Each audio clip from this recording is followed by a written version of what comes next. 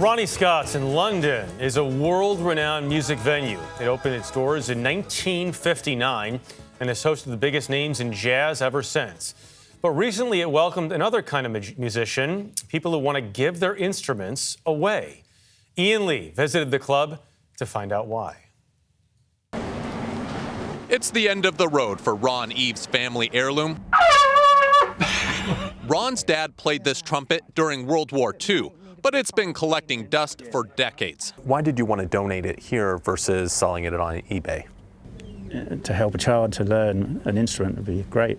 Definitely I had no compunction whatsoever about bringing it here. He brought the instrument to Ronnie Scott's, one of the world's most iconic jazz clubs. What kind of legends have graced this stage? There have been so many. Anyone from Miles Davis, Dizzy Gillespie, the great Ella Fitzgerald.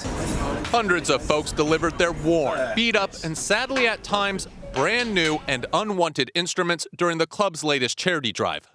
I'm going to say flute and maracas. What are you saying? Oh, well. Oh, do you have it? There's two things in here. Let's have a look. So we have an oboe. Someone will be very happy with this.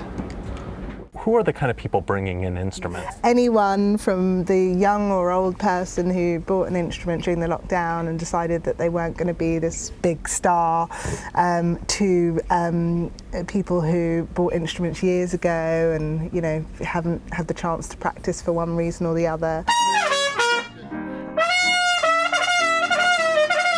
The Instrument Amnesty is in its third year and distributes the donations to schools and charities, introducing kids around the world to music.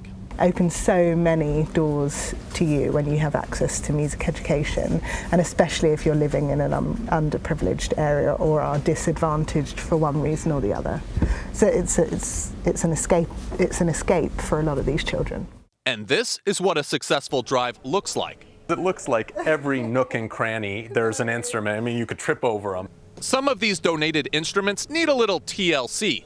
Volunteers restore them to make sure they're pitch perfect. I remember the person bringing this in and I looked at it and thought, there's no way you can do anything with it, but it can be fixed apparently.